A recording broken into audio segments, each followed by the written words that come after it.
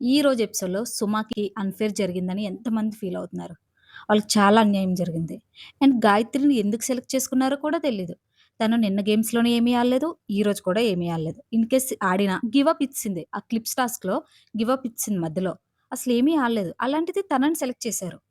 సుమ ఎంత ఎఫర్ట్స్ పెట్టిందంటే తన డేర్‌లో అసలు చాలా ఎఫర్ట్స్ పెట్టింది. ఈవెన్ కళ్ళు కూడా ఓపెన్ చేయలేకపోయింది. మధ్యలో డ్రాప్ చేసుకుంది పాజ్ తీసుకొని.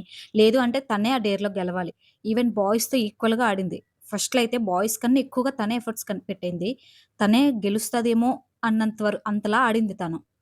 అలాంటిది జస్ట్ ఆ కళ్ళు మంటల వల్ల ఎక్కువైపోయి తను ఓడిపోయింది తప్ప, లేదు అంటే చాలా చాలా ఎఫర్ట్స్ పెట్టింది. అసలు తనని సెలెక్ట్ చేస్తారేమో మేబీ గాయత్రి ఆడలేదు కదా అనుకున్నాను. కానీ తనని సెలెక్ట్ చేయలేదు. గాయత్రిని సెలెక్ట్ చేశారు. సుమ కన్నా గాయత్రి ఎక్కువ. గాయత్రి ఎక్కువ ఆడిందా సుమ కన్నా? అలాంటిది సుమని సెలెక్ట్ చేయలేదు.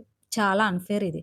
మేబీ రికమెండేషన్ క్యాండిడేట్ ఏమో ఈ గాయత్రి. అందుకే తనని సెలెక్ట్ చేశారు. గాయత్రి అయితే అసలేమీ ఆడలేదు బేసిక్‌గా. గివ్ అప్ కూడా ఇచ్చింది ఈరోజు డేర్‌లో. అయినా తనని సెలెక్ట్ చేశారు. అసలు వాళ్ళిద్దరి ప్లేస్‌లో సుమ ఉండాలి. ఎందుకంటే సుమ అయితే బాయ్స్ కన్నా బాగా ఆడింది స్టార్టింగ్ అంతా.